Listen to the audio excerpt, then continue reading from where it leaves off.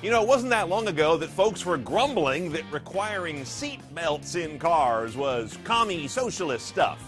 Today, that commie label is applied to decidedly more high-tech innovations. I'm Brian Cooley with the top 5 ways the man is changing your car. Number 5, autonomous cars. You know, self-driving.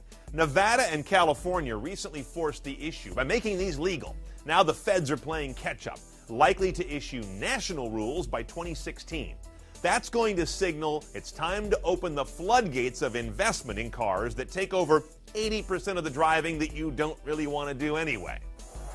Number 4, distracted driving regulations. The National Highway Traffic Safety Administration has been floating these tortured proposals for limiting in-car distraction, like saying that a text display should have no more than 30 characters at a time, or any screen-based task should take no more than 2 seconds. They clearly haven't used an Android phone, have they?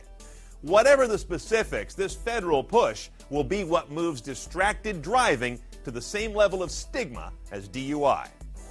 Number 3, rear cameras. This rule's been delayed more times than BlackBerry's comeback, but the feds are close to requiring a backup camera in all new vehicles, perhaps by late 2014.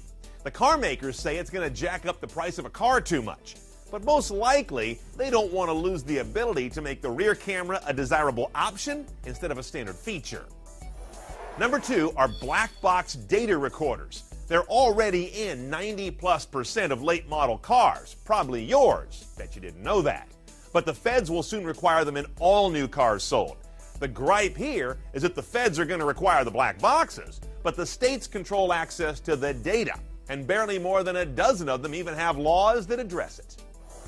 The number 1 way that regulations will change cars tomorrow is the new 54.5 mpg fuel economy standard. That's the level that must be met by the average of all cars sold by any maker as of 2025. It's this incredibly complicated formula they use to figure it out, but still a huge bump from today's 29.7 fleet average, and not that many years away.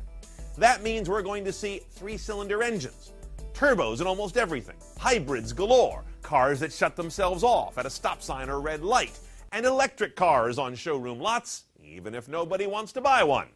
And it's estimated to add some $3,000 to the average MSRP by 2025.